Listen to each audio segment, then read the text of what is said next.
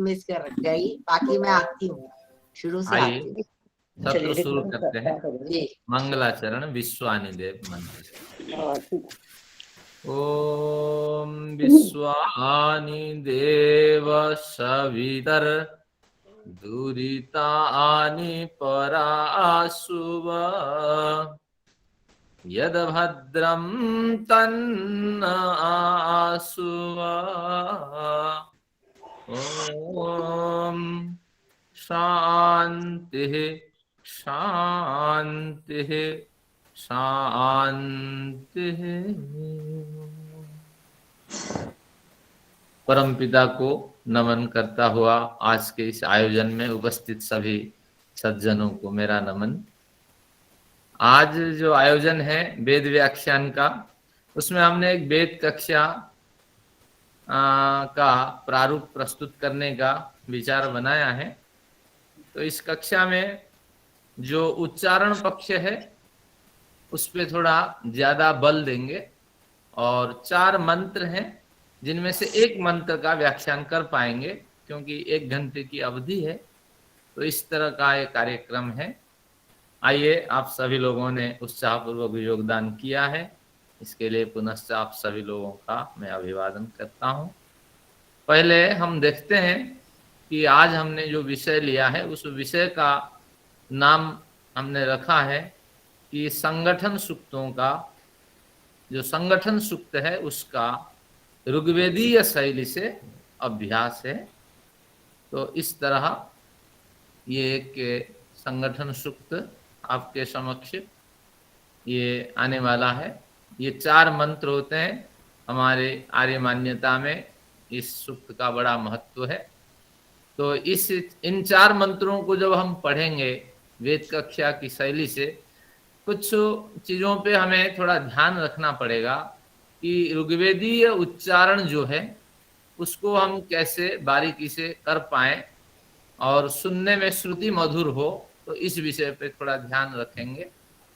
अब इसमें देखिए, ये जो कुछ बिंदु मैं आपको शो करा रहा हूं, इसमें वर्णोच्चारण के कुछ नियम होते हैं, इनसे आपको थोड़ा परिचित होना पड़ेगा। केवल 5 मिनट में मैं इस विषय को कवर करता हूं। एक कालिदास करके बड़े विद्वान हुए हैं, उनके एक बढ़िया ग्रंथ है श्रुतबोध। सुनते ही समझ में आ जाता है, इतने बढ़िया श्लोक है। कालिदास तो है ही प्रसाद शैली के कवि हैं, स्पष्ट लिखते हैं और भाषा पे उनका बड़ा अधिकार था। देखिए, जब उच्चारण करते हैं संयुक्ताद्यम दीर्घम, ये पहला सूत्र है उनका। संयुक्त वर्ण जो है उससे पूर्व वर्ण का दीर्घ उच्चारण करना चाहिए, ये आपको समझना पड़ेगा। क्योंकि अभी आप मंत्र उच्चारण करेंगे तो यानी मैंने कृष्ण कहा उदाहरण के रूप में, तो कृष्ण में संयुक्त वर्ण से पूर्व वर्ण यानी पहला जो वर्ण होगा, कृष्ण स संयुक्त है और उसमें पूर्व वर्ण कौन है? क्री। जब कृष्ण उच्चारण करेंगे सणा पे इतना ट्रेस नहीं देंगे जितना क्री पे ट्रेस देंगे। तो जैसे हरे कृष्णा बंगाल वाले उच्चारण करते हैं, उनके उच्चारण में अशुद्धियां होती है, लेकिन जो संस्कृत वाले होते हैं शुद्ध उच्चारण करते हैं। कृष्ण, ये इस तरह उच्चारण होना चाहिए। लेकिन कृष्णा कृष्णा कृष्णा ये इसी में लगे रहते हैं। आ कहाँ है भैया? वहां, वो तो आ वहां है। तो इसी तरह आपको ध्यान रखना पड़ेगा। मान लीजिए उदाहरण मैं देता हूं, संयुक्ताद्यम दीर्घम, इसमें जो द्यम शब्द है वो संयुक्त है। द्यम शब्द अगर संयुक्त है तो इस द्यम शब्द से पूर्व वर्ण कौन है? ता है। संयुक्त द्यम ता है। मान लीजिए आ की मात्रा यहां से हम हटा देते हैं तो ता बनेगा। तो ये ता ही दीर्घ कहलाएगा, वक्ता ही दीर्घ कहलाएगा। और या इसको यूं देखिए, सरल सा देखते हैं, सानुस्वारम। ये सूत्र यहाँ अभी समझ में नहीं आएगा। सानुस्वारम शब्द देखते हैं, नु स्वा जो है संयुक्त वर्ण है और उससे पूर्व वर्ण नु ह्रस्व है। लेकिन हमें उच्चारण करते वक्त सानुस्वारम, और स्वा पे हमने दीर्घ क्यों दिया? इसलिए दीर्घ उच्चारण किया क्योंकि यहाँ भी आ की मात्रा है। अगर यहाँ आ की मात्रा नहीं होती, जैसे सम्मिश्रम को ले लेते हैं, यहाँ मी को हम ज्यादा दीर्घ करेंगे, स्रा को कम दीर्घ करेंगे। इस तरह आपको समझना है, संयुक्त वर्ण से पूर्व वर्ण को हमें दीर्घ उच्चारण करना है। अभी मंत्र जब आएगा आपको उसको अभ्यास करना है। फिर तो संयुक्त आद्यम में यू हो गया, संयुक्त आद्यम जो शब्द है उसमें यू हो गया। यू कहाँ से आया? संयुक्त कत है ना, कत के पहले वाला यू हो गया। नहीं, संयुक्त, हाँ ठीक है, संयुक्त आद्यम, बिल्कुल आपने बढ़िया कहा। हम ये यू और त का अगर इसको परिभाषित करते हैं तो यानी यू तो ह्रस्व है, लेकिन ता के कारण ये यू को दीर्घ बोलना पड़ेगा। ता तो स्वयं दीर्घ है, आ की मात्रा से युक्त है। इस पर दीर्घ है। संयुक्ता, आद्यम, ये चार शब्द दीर्घ हो गए हमारे। सम अनुस्वार के कारण दीर्घ है, यू संयुक्त वर्ण के पूर्व वर्ण होने के कारण दीर्घ है, ता आकार के कारण दीर्घ है, और द्यम अनुस्वार के कारण दीर्घ है। लेकिन हाँ, ये जो यू था ये ह्रस्व था, लेकिन इसको हमें दीर्घ बोलना पड़ रहा है। ठीक, समझ आ गया। तो आगे से इस तरह आपको उच्चारण करना। सानुस्वारम, अनुस्वार से युक्त जो भी वर्ण है उसको आप दीर्घ बोलना है। विसर्ग सम्मिश्रम, जिसमें विसर्ग मिश्र का मिश्रण हुआ है तो उसको भी दीर्घ बोलना है। विज्ञेयम अक्षरम गुरु, कुछ अक्षरों को आपको गुरु बोलना है। कौन कौन है? पादांतस्थम, यानी पादांतस्थ का मतलब ये तीसरे बिंदु में, ये मैं शेयर कर दूंगा पीडीएफ, आपको लाभ होगा। मंत्रोच्चारण श्रुति मधुर हो, इसीलिए गायत्री त्रिष्टुपादि छंदों के प्रत्येक पाद के अंतिम वर्ण के स्वर को भी विकल्प से दीर्घ मानना चाहिए। यानी गायत्री मंत्र ले लेते हैं, उदाहरण से ये विषय स्पष्ट होगा। तत्सवितुर्वरेण्यम भर्गो देवस्य धीमहि, मही में देखिए छोटी मात्रा है। जब हम उच्चारण करते हैं भर्गो देवस्य धीमहि, अगर हमने दीर्घ कर दिया तो आपके मन में संदेह होता होगा, भैया मही में छोटी मात्रा है, आपने दीर्घ क्यों किया?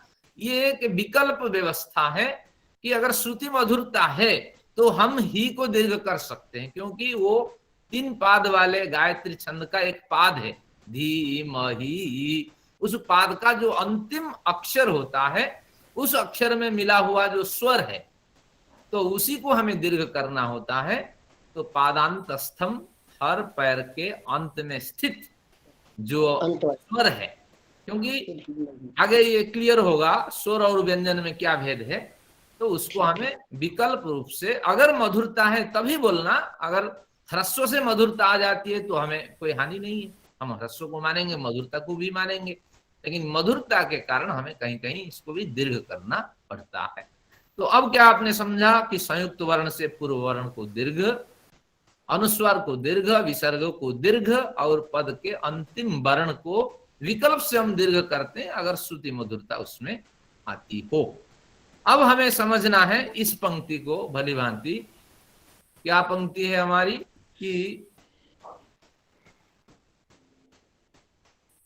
हाँ, इसमें एक पंक्ति मैंने खास करके दी है, अतः ह्रस्व दीर्घ या प्लुत का उच्चारण केवल और केवल स्वर का ही किया जाता है, व्यंजन का नहीं। इस विषय को मैं खोलता हूं, कोई मित्र आ गए हमारे। हाँ, ये अकेला ऑपरेट करने से ये समस्याएं होती है। इस समय को, इस बिंदु को समझते हैं। व्यंजन वर्ण अर्धमात्रा वाला होता है, जैसे म, ओम हमने कहा अर्धमात्रा, म में हलन डाल दिया तो ये व्यंजन है, इसमें स्वर नहीं है, क्योंकि स्वयं राजन्ते इति स्वराय व्याकरण का सूत्र है। स्वर जहां लग जाए तो वो उच्चारण क्षम वर्ण बन जाता है, अगर स्वर हट जाए तो वो उसको उच्चारण करना कठिन होता है और उच्चारित हो नहीं पाता है। तो इसलिए अगर कोई व्यंजन है उसमें स्वर नहीं है तो इसको इस तरह हम लिखते हैं, म क स व आदि के रूप में लिखते हैं। वह व्यंजन बिना ह्रस्व या दीर्घ प्लुत स्वर के उच्चारित नहीं हो पाता है। अतः ह्रस्व दीर्घ या प्लुत का उच्चारण केवल और केवल स्वर का ही किया जाता है, व्यंजन का नहीं। तो धीमहि में ह उच्चारित नहीं होगा, ई उच्चारित होगी। ई का उच्चारण ज्यादा करनी पड़ेगी। तो प्रचोदयात में त का उच्चारण नहीं होगा, या का उच्चारण होगा। देखिए जब मैं मंत्र बोलता हूं धियो यो नाह प्रचोदया, त का उच्चारण सही ना करें तो वो अंडरस्टूड है, क्योंकि ये कुछ व्याकरण के सूत्र होते हैं, ये आपको ध्यान रखना पड़ेगा। यहाँ पे ट्रेस देना है त को हल्का सा, क्योंकि स्वर है नहीं। इस दृष्टि से उच्चारण स्वरों का होता है, लेकिन विकल्प से हम वर्ण का जहां कथन कर लेते हैं वहां स्वर भी समझ लेना चाहिए, क्योंकि वर्ण बिना स्वर के पुष्ट नहीं होता है। स्वर और व्यंजन मिलने से ही उच्चारण क्षम बनता है। उसके 3 स्वरूप होते हैं, दीर्घ, ह्रस्व और प्लुत।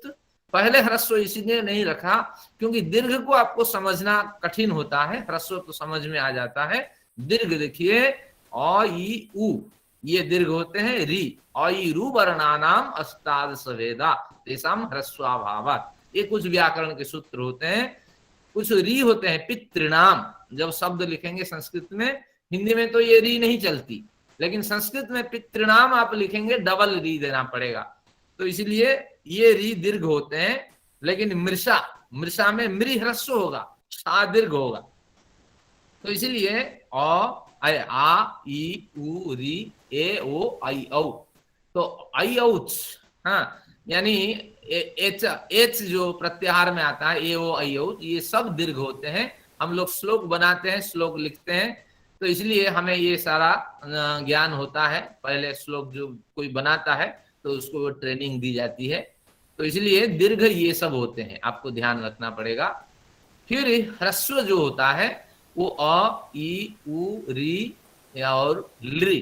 कृष्ण में अगर क में री लगा है तो वो नियमतः ह्रस्व है, लेकिन संयुक्त वर्ण के कारण वो ह्रस्व मिट जाता है, उसको क्षण दीर्घ कर देता है। तो इसको आपको समझना है। प्लुत स्वर क्या है ना, जहां शास्त्रीय कुछ सिद्धांत होते हैं वहां 3 लिखा हुआ होता है, उसको प्लुत स्वर कहते हैं। तो वो ह्रस्व से भी बड़ा है, दीर्घ से भी बड़ा है, प्लुत से भी बड़ा है। जरूर नहीं कि दीर्घ के बाद ही हमेशा आपको ये 3 मिले, कहीं कहीं ऋषि को अभिप्रेत है कि यहाँ हमें प्लुत करना है, तो ऐसी स्थिति में भी ह्रस्व के आगे भी 3 लिखा हुआ आपको मिल जाएगा, तो ये प्लुत का संकेत है। जैसे ओम के आगे आपको मिलता है, लेकिन वो दीर्घ है और 3 मिला हुआ है। जहां प्लुत है तो इसका मतलब उसको प्लुत और प्लुत तर उच्चारण करते हैं। ओम को प्लुत ओम इतना कर देने से तो हो गया, लेकिन श्रुति मधुरता के लिए प्लुत तर इसका उच्चारण होना चाहिए, थोड़ा लंबा होना चाहिए, तभी इसमें श्रुति मधुरता आती है। तो इसलिए ओम को हम लंबा उच्चारित करते हैं। हमारे मित्र थोड़ा पीछे आते हैं, थोड़ा हमारा प्रवाह रुकता है, चलिए कोई बात नहीं। तो ओम और युष्मान द्वेष्टियम वयम दिस्मत आप सब दैनिक पाठ करते हैं, तो यो में भी हमें थोड़ा रुक करके यानी दीर्घ उच्चारण करके इसको उच्चारित करना है। तो हाँ, अब ये दोनों को उच्चारित करके फिर हमारे ऋग्वेदीय शैली पे हम छलांग लगाते हैं। ओम को कैसे उच्चारित करेंगे श्रुति मधुर हो? ओम, प्लुत तर होना चाहिए, प्लुत है ओम, लेकिन इसी प्लुत में मधुरता नहीं है। लेकिन कभी पारायण पाठ होता है, अगर लंबा खींचेंगे तो वो रोचकता उसमें नहीं आएगी, तो वहां प्लुत करना होगा। लेकिन हमारे आम पाठ में हमें थोड़ा प्लुत तर करके इसको पढ़ना चाहिए, और व्याकरण में सूत्र मिलता है कि हमेशा ओम को प्लुत तर उच्चारण करें, तो इसलिए डरने की कोई बात नहीं। ओम अभ्यादान आदि सूत्रों में और उसके वार्तिकों में ऐसे कथन है। तो अब ओम का उच्चारण एक बार करते हैं। ओम ओम, योस्मान को पढ़ते हैं। योस्मान द्वेष्टियम वयम द्विस्मस्तंबो जम्भे दध्मः। फिर एक बार स्मरण कराता हूं, अनुस्वार के को दीर्घ बोलना है, विसर्ग को दीर्घ बोलना है, संयुक्त वर्ण से पूर्व वर्ण को दीर्घ बोलना है। पद के हर पैर के जो छंद होते हैं उसके अंतिम अक्षर को दीर्घ बोलना है, और साथ में हमें ये ध्यान रखना है स्वरों को ही हमें दीर्घ उच्चारित करना है, और ह्रस्व दीर्घ प्लुत का जो नियम है इसको मानना है। आइए अब संगठन सूक्त का ऋग्वेदीय शैली से पाठ करते हैं। अब प्रश्न उठता है कि ये शैली क्यों अलग अलग बनाई गई है? ऋग्वेद को बड़े मंत्र होते हैं ऋग्वेद में, 10,552 मंत्र हैं। इनको शीघ्रता से पढ़ने के लिए मीमांसा में हमें सूत्र मिल जाता है। तो ऋग्वेद के मंत्र थोड़ी शीघ्रता से पढ़ी जाती है। और ऐसा नहीं कि अगर हम यजुर्वेद की शैली से मंत्र पढ़े, इसमें ह्रस्व दीर्घ में न्यूनता होती है, ये नहीं है। हर वेद के एक अलग प्रकार है, हर वेद की एक अलग शैली है, मंत्रों का हम पाठ करते हैं। लेकिन ऋग्वेद के मंत्रों का हम पाठ करते हैं। इसमें एक इंस्ट्रक्शन आपके लिए है, नीचे मंत्रों में संकेतित बड़े और गहरे यानी बोल्ड अक्षरनिष्ठ स्वरों को ऊंचा यानी स्वरोत्तान करके बोलना है। संस्कृत वाले स्वरोत्तान शब्द याद रखें कि हमें उत्तान स्वर से इसको बोलना है। तो इस तरह इसका पाठ होता है। एक बार हम देखते हैं। और शुद्ध उच्चारण हो, और जिन पे देखिए हर एक पंक्ति में 1 या 2 या 3 या 4 इस तरह आपको मिलेंगे कि ये स्वरोत्तान की मात्राएं मिलेगी, स्वर मिलेगा स्वरोत्तान का। देखिए यहाँ स्वा है, यहाँ सु है, यहाँ नाम है, यहाँ पूर्वे, ये दोनों है, और यहाँ में है, सा है, और कु है, यथा है। इसको देखते हैं कैसे हम उच्चारण करते हैं। मेरे साथ आप सभी उच्चारण करेंगे इसका। पहले ओम का उच्चारण मैं करता हूं।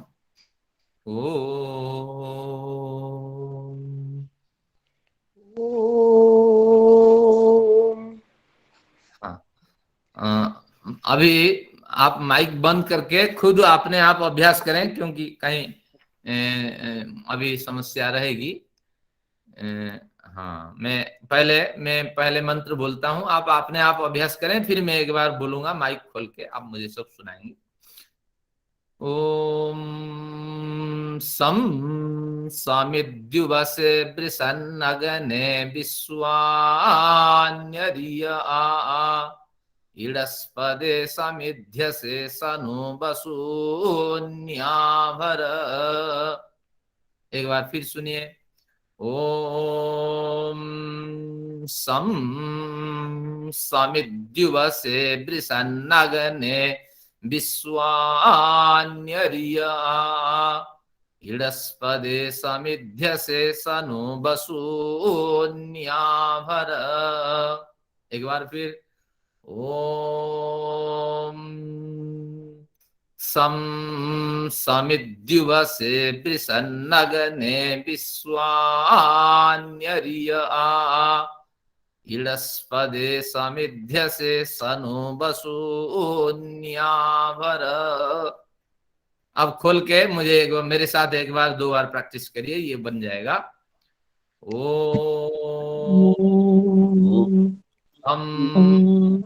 समिध्यसे बृषन्नगने इडस्पदे समिध्यसे सनु वसून्याभर। एक बार फिर। ओम समिध्यसे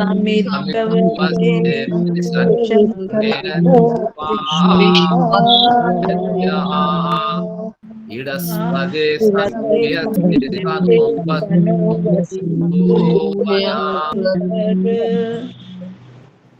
फिर एक बार। ओम समिध्यसे बृषन्नगने विश्वान्यरिया इडस्पदे समिध्यसे सनु वसून्याभर। हाँ, अब अनुराधा मैडम आप सुनाइए, ये मंत्र सामने है। ठीक से तो नहीं आया, पर जितना भी आता है आप बता दीजिएगा। गलत अभ्यास होगा। हाँ, ओम सम समिद्युवसे बृषन्नगने विश्वान्यरिया इडस्पदे समिध्यसे सनु वसून्याभर। 1-2-1-2 इसका क्रम होता है, ताल जो होता है इसके। ओम सम समिद्युवसे बृषन्नगने विश्वान्यरिया। देखिए ये स्वा को मैं कैसे बोलता हूं। ओम सम समिद्युवसे बृषन्नगने विश्वान्यरिया। ईडस्पदे समेध्यसे सनु वसून्याभरत। आचार्य जी और मैं बोलूं? हाँ बिल्कुल सुनाइए। ओम, हाँ सुनाइए मैडम जी। धर्मा मैडम सुनाइए, या जो रुचि के पूर्व बता रही। शशि जी कहाँ गई? शशि जी सुनाएंगे ना? हाँ, कोई नहीं कोई नहीं। हाँ ये सुनाए धर्मा जी। गया जो भी कोई सुनाए। वो मेरा टेक्स्ट गायब हो गया। कोई बात नहीं। हाँ हाँ जी अभी आ रहा है, आ गया। बताइए। ओम संसमिद्युवसे वृषन्नग्ने विश्वान्यर्य आ इडस्पदे समिथ्यसे सनो वसून्या। हाँ बिल्कुल, मैं प्रारंभिक सुनाऊं प्रयास है, आचार्य जी? बिल्कुल बहुत 100% सक्सेस है। मैं सुनाऊं आचार्य जी? हाँ हाँ सब सुनाइए, पहला मंत्र सुनाइए। ॐ सं समिर्वसे वृषनग्ने विश्वा नहीं निर्या नहीं हुआ उलस्पदे समि। वो चला गया। ये जा रहा है, बार बार हिल रहा है नहीं, ये मंत्र। हमारा यजुर्वेद शैली हो गई ना। इलस्पदे समिध्यसे सनो वसून्याभर। ये क्या है कि समाज में आप पढ़ते हैं ना दैनिक, वही हाँ। सही हो गई। चलिए मेरे साथ वही। ये 4 मंत्रों का आप पाठ करिए, मंत्र में साथ साथ चलाता हूं, फिर इसको एक बार अभ्यास करते हैं। जी 30-35 मिनट तक ये चलेगा, 25 हो गया, 10 मिनट और। सभी मेरे साथ इसका पाठ करें 4 मंत्रों का। देखिए कैसे ऋग्वेद में पाठ होता है। ओम समित्युवसे वृषन्नग्ने विश्वान्यर्या बृहस्पदे समिध्यसे सनो वसून्याभर। संगच्छध्वं संवदध्वं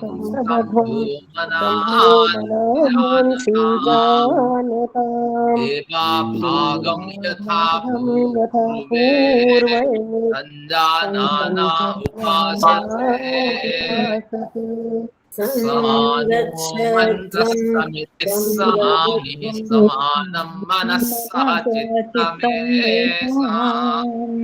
समानं मन्त्रमहं एव समानेतो हविषा जुहोमि।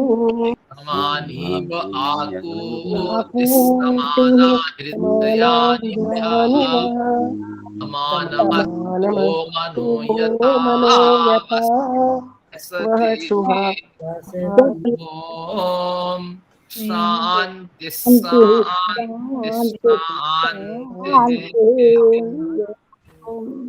हाँ आइए कुछ बारीकियां इसमें बता देता हूँ, फिर एक बार अभ्यास करेंगे। मेरा एक प्रश्न है इसमें। हाँ जी मेरा एक प्रश्न है, प्रद्युम्न बोल रहा हूँ। जो अपने पहला मंत्र है इसमें आपने द्यू पर जोर दिया, पर मी पर जोर होना चाहिए ना, क्योंकि मी तो संयुक्त अक्षर के पहले है।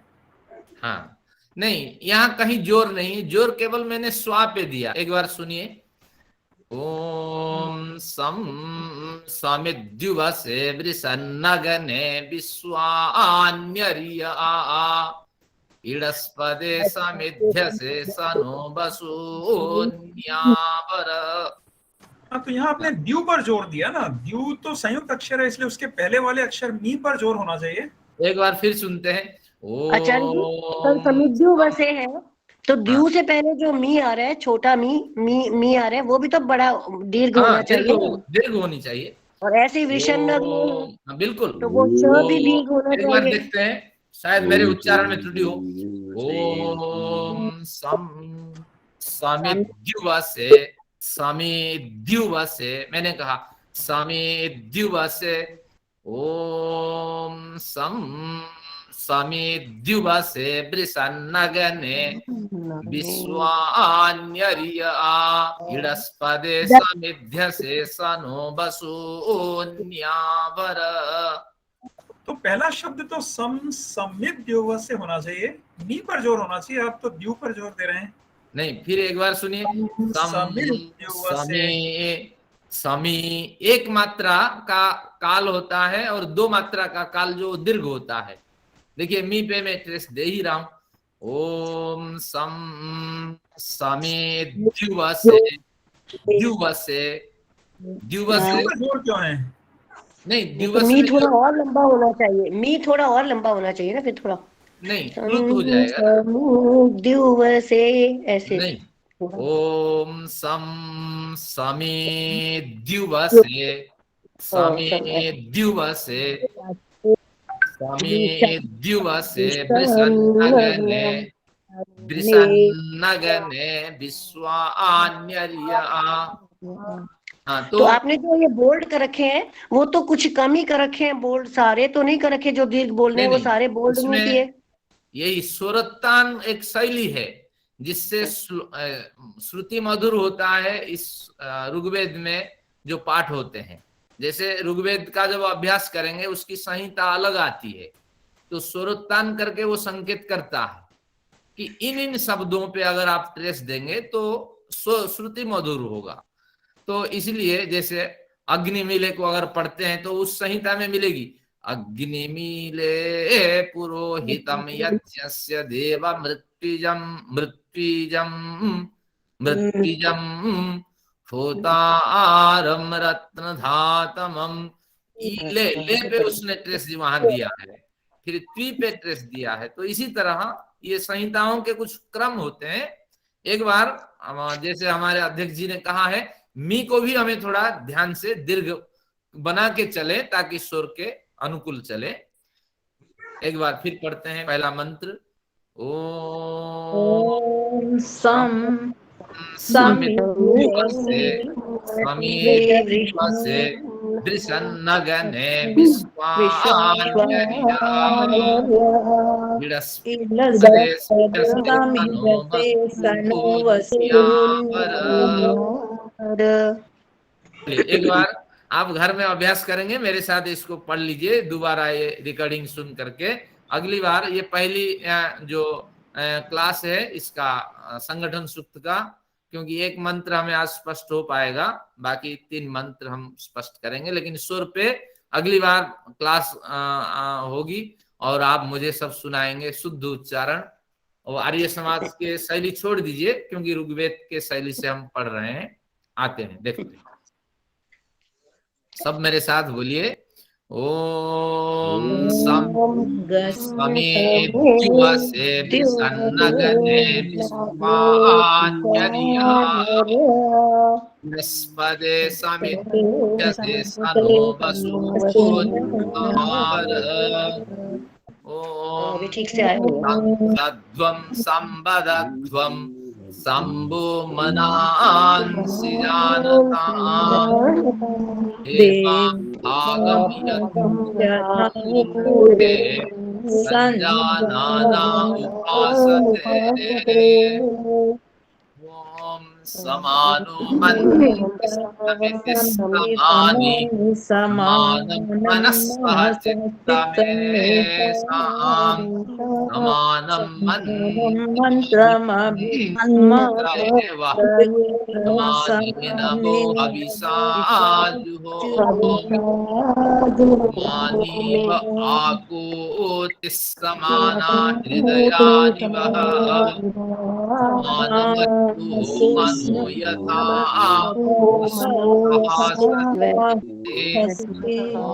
ओम शांति शांति शांति।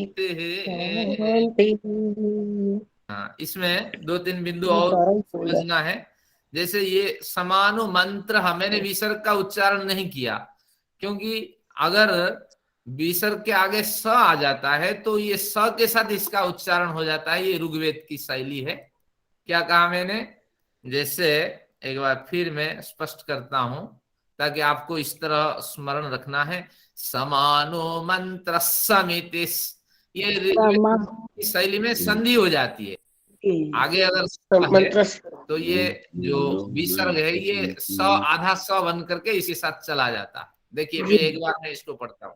विसर्ग की जगह आधा, ओम विसर्ग की जगह आधा समानो मंत्र समिति समानि समानं मनः समानं मनः सह चित्तमेषाम्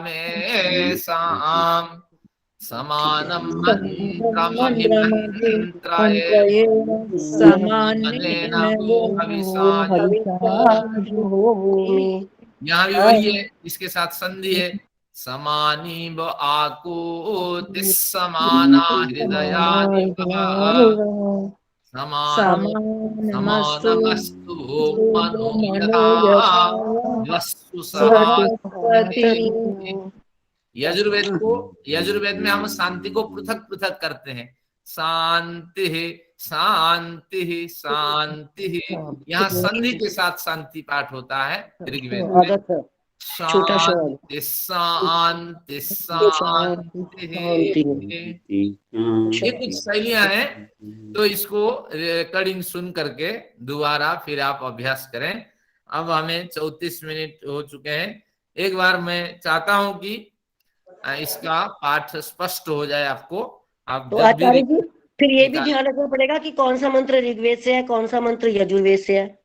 नहीं, ऐसा कुछ नहीं है, ये सभी ऋग्वेद के मंत्र होते हैं। अभी जो आपको यहाँ संदर्भ दे रखा है ऋग्वेद 10, 191 और 104। नहीं, वैसे जब जनरल करेंगे तो फिर ये ध्यान रखना पड़ेगा कि ऋग्वेद की शैली से ऋग्वेद वाले मंत्र ही होंगे ना, और यजुर्वेद का मंत्र आएगा तो वो डिफरेंट शैली से होगा। नहीं, तो ये ऐसा ध्यान कुछ रखना नहीं होगा है। कि कौन सा मंत्र यजुर्वेद का है, कौन सा ऋग्वेद का है। नहीं, मैं समझ गया आपका अभिप्राय। ऐसा कुछ नहीं है, ये शैली केवल श्रुति मधुर के लिए बनाई गई है। आप पारायण यज्ञ करते हैं, ये विवेक न रखें ये ऋग्वेद की शैली से, ये यजुर्वेद सामवेद अलग है, ऐसा कुछ नहीं है। लेकिन ये शैली है, श्रुति मधुर है। देखिए, मैं उसी गायत्री मंत्र को अगर ऋग्वेद में गाऊं तो कैसे आएगा। ओम भूर्भुवः स्वः तत्सवितुर्वरेण्यं भर्गो देवस्य धीमहि धियो यो नः प्रचोदयात्।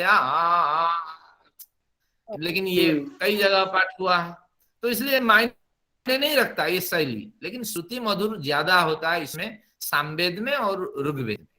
तो इसीलिए इसको पढ़ने से थोड़ा प्रभाव पड़ता है लोगों पे। उच्चारण में कोई फर्क नहीं है, बिल्कुल विशुद्ध उच्चारण। भूर्भुवः स्वः तत्सवितुर्वरेण्यं, यहाँ भी विशुद्ध उच्चारण है और यहाँ भी विशुद्ध उच्चारण है, जो ऐसे मैंने अभी पढ़ा। इसी को अगर सामवेद की शैली में गाएं, अग्न आया ही, वहां भी विशुद्ध उच्चारण है। एक बार सुना देता हूं, अग्न आया ही, अग्न आया ही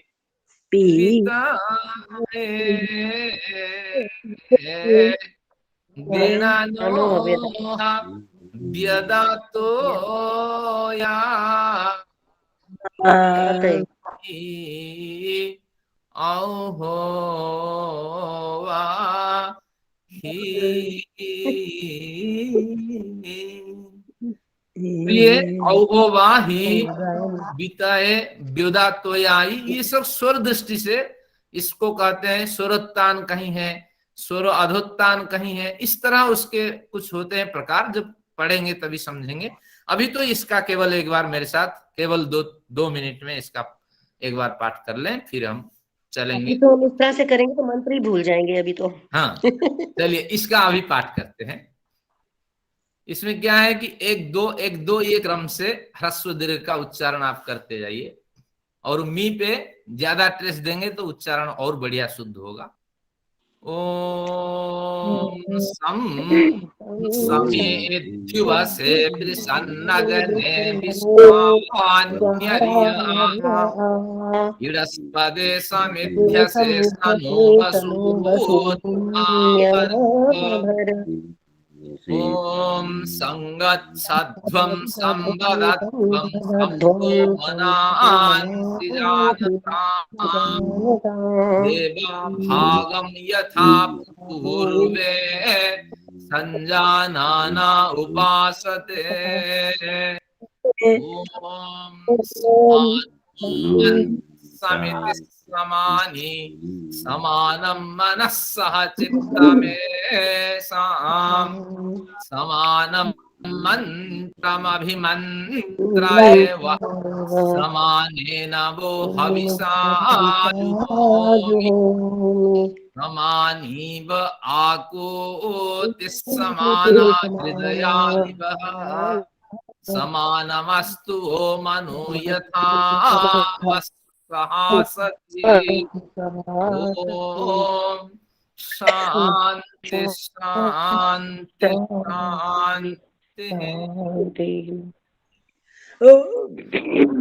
अगली बार अनुराधा जी हमारी सुनाएंगी मंगलाचरण के रूप में संगठन सूत्र को प्रारंभ में। अगली कक्षा में फिर हम इसका आनंद लेंगे और आप सभी सुना सकते हैं जो रुचि पूर्वक। जी मंत्र दिखा देना इस पर स्क्रीन पर। आइए अब अगला बिंदु चलते हैं, क्योंकि स्थाणुरयम भारहार, वो गधा है जो केवल मंत्रों का पाठ करता है, अर्थ नहीं जानता इसके अंदर क्या हीरे मोती छिपे हैं, जो इसको नहीं समझता। इसलिए हमारे शास्त्र में कहा वो चंदन के ढेर धोने वाला गधा है। तो हर पाठ में हमें तो कुछ पढ़ना है, समझना है। आइए देखते हैं हमने क्या पाठ किया। सम समिद्युवा से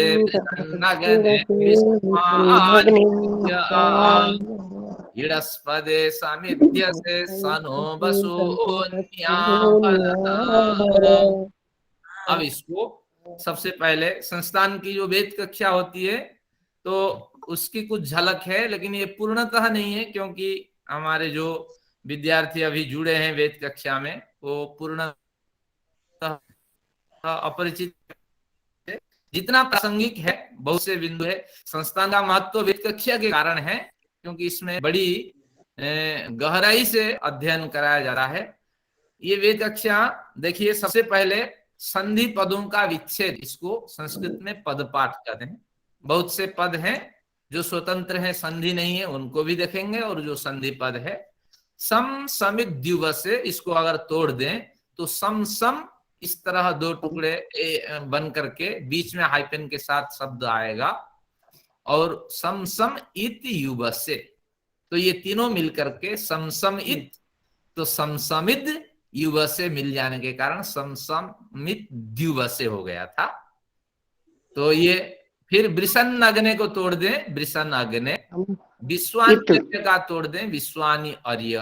जिस तरह पाठ है उसी क्रम से मैंने रखा। इड़स पदे, इड़ह पदे। समिध्य से, सम इध्य से। देखिए यहाँ सम सम में हाइपेन है, यहाँ सम इध्य से में हाइपेन नहीं है। इसको किसने बनाया? जो साकल ने पद पाठ बनाया, उसके नियम को यहाँ हम फॉलो करते हैं। तो साकल ने यहाँ हमेशा उपसर्ग जो होता है अपने क्रियापद के साथ प्रयोग होता है लोक संस्कृत में, लेकिन वेद में कहीं कहीं प्रयोग होता है, कहीं कहीं नहीं होता है। ये क्यों होता है? अर्थ की दृष्टि से। तो इसीलिए आचार्य जी, ये वृषण अग्नि में डबल न है, एक आधा न, एक पूरा न है। लेकिन जब आपने अलग किया तो वृषण अग्नि एक ही न आ रहे, इसमें तो आधा, पूरा न कहाँ से आ गया? बिल्कुल आचार्य जी ने नहीं खाया।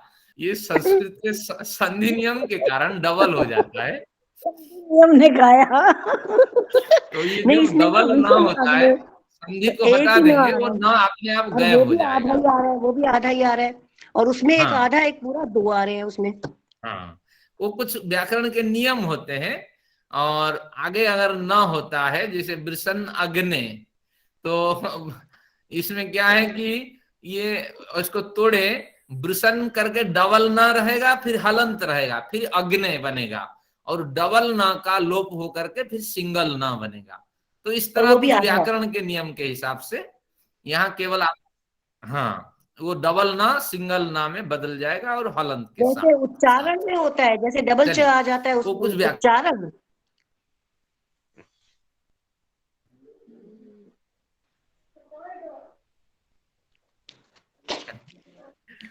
तो वृषण अग्ने, ये हमारे मित्र आगे पीछे हो रहे हैं। हाँ चलिए, आचार्य जी जैसे उच्चारण में होता है, उच्चारण में हमने पदों को तोड़ दिया। हाँ, उच्चारण में डबल। तो समिध्य से को भी तोड़ दिया, समिध्य से बिना हाइपेन के। बसुन्नी आभर, बसुनी आभर, इस तरह ये पंक्ति रही। लेकिन ये सभी अर्थ तभी हम कर पाएंगे, जैसे हमारे कई प्रवक्ता व्याख्यान देते हैं, लेकिन निघंटु परक टिप्पणी अगर साथ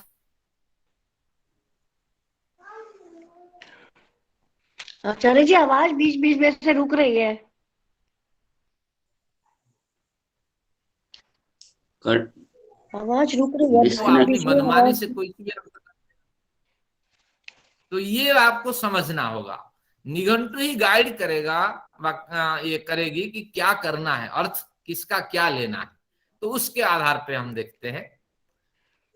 अब अर्थ करते हैं वृषण अग्नि। अब अग्नि पे निघंटु पे हम भरोसे, निघंटु के भरोसे में जाएंगे। अग्नि का मतलब है पृथ्वी स्थानी, एक पद है। अग्नि की परिभाषा बढ़िया ढंग से इसने नहीं की, निरुक्तकार ने पद कह करके, स्थान करके, पोजीशन कह करके छोड़ दिया, और पृथ्वी और मध्य स्थान में अग्नि का स्वरूप स्पष्ट दिखाई पड़ता है। इस तरह निघंटु और निरुक्त में इसका संकेत आपको मिल जाएगा। तो हमें बड़ा बल मिल गया कि अगर पद है, स्थान है, पोजीशन है, तो अग्नि निश्चित रूप से परमेश्वर का वाचक होना चाहिए। तो हमने क्या अर्थ रखा? हे प्रकाश स्वरूप परम पिता। अग्नि शब्द का संबोधन में अग्नि, वृषण शब्द जो है ये भी संबोधन में है। तो हमने दोनों यहां से ले लिया, यहां से वृषण ले लिया, यहां से अग्नि ले लिया। वृषण अग्नि, हे वर्षक अग्नि। अग्नि क्या वर्षा करती है? ना सुखों की या पवित्र कामनाओं की पूर्ति रूपी वृष्टि करने वाले हे प्रकाश स्वरूप परम पिता। तो जब आप पाठ करते हैं कभी ध्यान नहीं देते, कितना बढ़िया अर्थ है। हे वर्षक अग्नि, समस्त जो पवित्र कामनाएं हैं उसकी पूर्ति रूपी वृष्टि करने वाले है मेरे परम पिता। उनसे क्या प्रार्थना है? अर्य। अब अर्य क्या है? हमारे निघंटु प्रमाण देगा या व्याकरण प्रमाण देगा। अर्य ईश्वर, ये निघंटु का प्रमाण है। अर्य शब्द का ईश्वर अर्थ करना। और लेकिन जब हम फिर सूत्र पे जाएंगे, वो कहता है स्वाम्याख्यायाम, स्वामी अर्थ इसका करना चाहिए। स्वामी क्या है? स्वेन मीयते, उसकी बुद्धि इतनी तीव्र हो चुकी होती है, वो अपने सामर्थ्य से स्वयं अपने को भी जान लेता है, अपने कर्मचारियों को भी जान लेता है। अगर मैं इस कक्षा का स्वामी हूं, मैं जान लेता हूं अनुराधा मैडम जी क्या सोच रही हैं, शशि मैडम जी क्या सोच रही हैं, और हमारे धर्मा मैडम जी कैसा उच्चारण करती हैं, तो मैं स्वामी बन गया। तो ईश्वर स्वामी है और ये है। तो इसलिए अब इसका अर्थ हमने लिया, हे सभी के स्वामी तुम, अर्यहत्वम वृषण अग्ने अर्यहत्वम, तुम सबके स्वामी हो। अब क्या करते हो? देखिए आगे क्या कहता है? विश्वान्यर्य, हे अर्य, यहां से अर्य ले चुके हैं। विश्वानी, जो विश्वानी संपूर्ण विश्व को, लोक लोकांतरों को, सम सम इत युव से, सम सम इत युव से, समान रूप से, उत्तम उत्तम न्यायपूर्ण व्यवस्था से, युव से, यु धातु का अर्थ संयोग करना और वियोग करना। तो संयोग विभाग करते हो, अर्थात उनका निर्माण करते हो, विनाश करते हो। निर्माण और विनाश के बीच में अर्थांतर से पालन भी करते हो। ये पहली पंक्ति का अर्थ हो गया। तो क्या अर्थ हुआ? हे वर्षक अग्नि, क्या करते हो? अर्य तुम सबका स्वामी हो। अपने सामर्थ्य से सबका तुम जो अनुभव है, सबके कार्य क्षमता है, वो जानते हो, सबको नियंत्रित करते हो। तो इसलिए हे अर्य, विश्वानी, संपूर्ण लोक लोकांतरों को सम सम इत युव से, उत्तम रूप से, उनका न्यायपूर्ण व्यवस्था से उनका संचालन करते हो। इसलिए ईश्वर पे कोई उंगली नहीं उठा सकता। उठाने पर भी कुछ भी उसको नहीं मिलना है, क्योंकि उसकी ही ना समझगी ही समझी जाएगी। तो इसलिए ये बढ़िया पंक्ति है, इसका हमेशा आप पाठ करें और इस अर्थ के साथ कि संपूर्ण विश्व का आप पालन करते हो, विनाश करते हो और उसका निर्माण करते हो। तो इस तरह ये पहली पंक्ति जो हमने ली थी उसका अर्थ हमने कर दिया। तो ये इसका अर्थ हुआ। आगे देखते हैं। इडस्पदे समेध्य से सनो बसुन्याभर, इस ईड़ का क्या अर्थ करेंगे? ये निघंटु टिप्पणी महत्वपूर्ण है। जो लोग भाष्य लिखना चाहते हैं, शशि मैडम फलाने लोग जो है, हमेशा इस निघंटु पे आश्रित रहेंगे तो भाष्य में महत्ता बढ़ेगी। देखिए ईड़ का क्या अर्थ है? ईड़ अगर हलंत शब्द बनाएंगे तो षष्ठी में ईड़ पदे, ये अर्थ बनेगा। तो वेद में बहुत कुछ होता है व्यत्यय, तो इसलिए ईड़ा शब्द का अर्थ यहाँ हमें मिल गया। पृथ्वी है, बाक है, अन्न है, गौ है, पद है।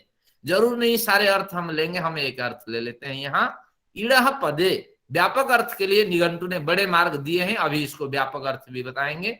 तो ईड़ा पदे समिध्य से, अगर ईश्वर इस सृष्टि में भली भांति न्यायपूर्ण उत्तम व्यवस्था से संयोग विनाश पालन करता है, क्या उदाहरण है बताओ?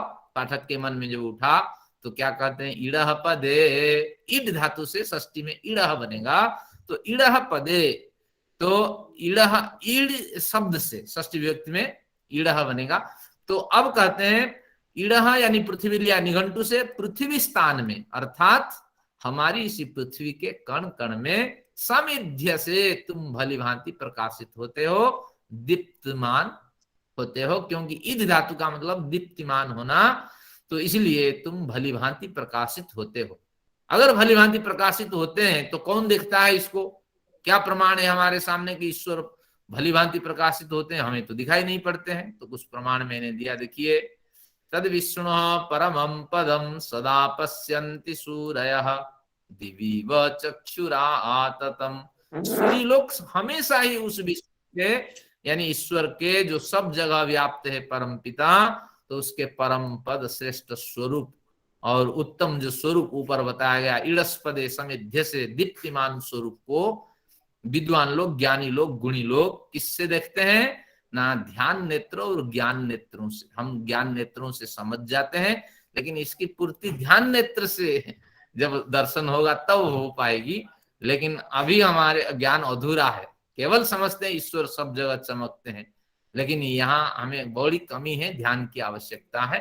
तो यही कहते हैं ज्ञान नेत्र और ध्यान नेत्रों से विद्वान लोग उस विष्णु के जो प्रकाशमान स्वरूप को हमेशा ही वो विष्णु के प्रकाशमान स्वरूप को देख पाते हैं।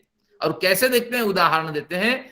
आततम चक्षु दिव्य, द्युलोक में आततम चक्षु इव, जैसे कभी आप गैलेक्सी देखेंगे, खाली आंख से भी गैलेक्सी देखी जाती है, क्योंकि दुधिया सा एक बादल जैसा आपको दिखाई पड़ता है और बड़े लंबे लंबे दूरी तक आकाश गंगा का दर्शन होता है। तो वही कह रहे हैं कि आततम का अर्थ हुआ कि फैले हुए प्रकाश के समान अति विस्पष्ट रूप से द्युलोक में जिस तरह क्या है गैलेक्सी दिखाई पड़ती है, तो उसी तरह विद्वानों को अति विस्पष्ट रूप से ध्यान नेत्र से और ज्ञान नेत्र से विष्णु के उस समिध्य से स्वरूप प्रकाशित होने वाला, दीप्तिमान होने वाला स्वरूप दिखाई पड़ता है।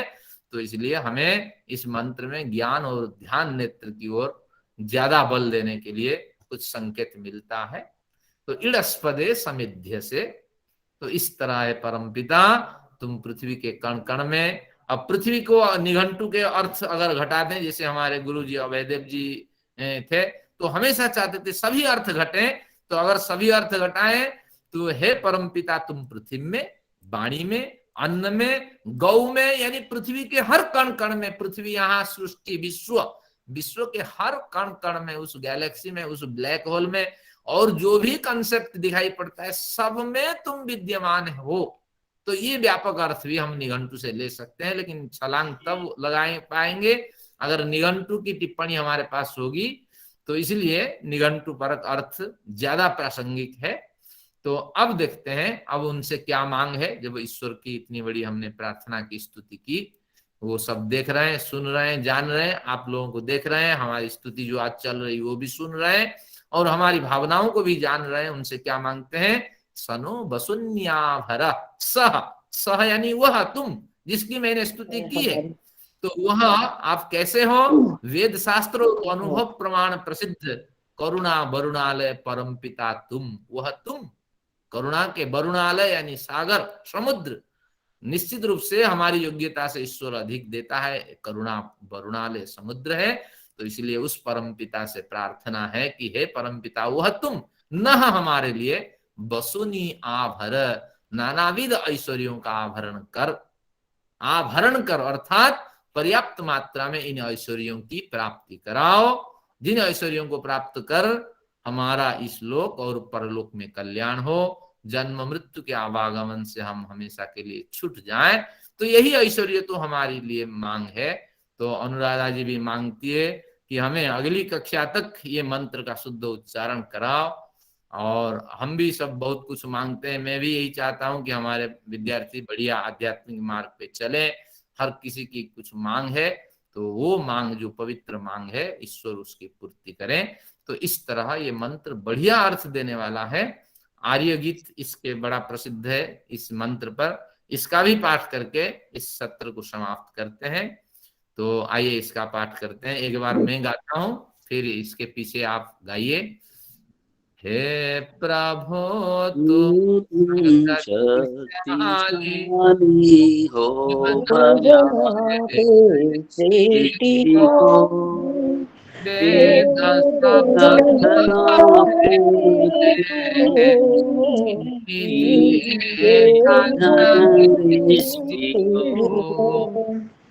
एक बार सभी साथ में। हे प्रभो तुम शक्तिशाली हो बनाते वेद बनाते तुम्हें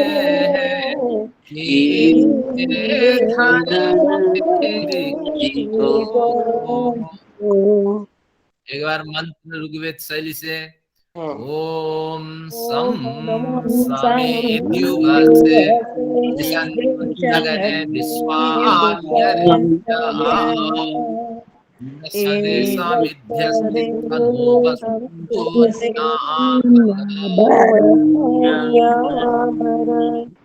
समेद्युवसे वृषन्नगने विश्वान्यर्यः इडस्पदे समिध्यसे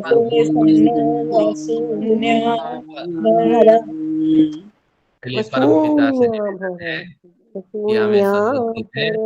और फिर अगली कक्षा में जो बाकी 3 मंत्र हैं वो स्पष्ट मैं कर दूंगा, PDF भेज दूंगा, चिंता किसी बात की नहीं है। तो आप सब स्वस्थ रहिए, प्रसन्न रहिए इस तरह। अगली बार लेकिन मैं 4 मंत्रों का पाठ सुनूंगा और आप रिकॉर्डिंग को सुन करके इसकी पूर्ति करें। आप सभी लोगों का धन्यवाद। अब हम इस सत्र को यहीं समाप्त करते हैं और शांति पाठ कर लेते हैं। कुछ प्रश्न है तो आप फिर रखेंगे। ओम द्यौः शान्तिरन्तरिक्षं शान्तिः दिवि शान्तिरापः शान्तिरोषधयः शान्तिः वनस्पतयः शान्तिर्विश्वे देवाः शान्तिर्ब्रह्म शान्तिः सर्वं शान्तिः शान्तिरेव शान्तिः सामा शान्तिरेव। ओम शान्तिः शान्तिः शान्तिः। वैदिक अभिवादन सभी को। सादर नमस्ते जी। आचार्य जी वेदांत दर्शन कब से पढ़ा रहे हो? हाँ जी हाँ जल्दी बताएंगे, कोई ऐसी बात नहीं।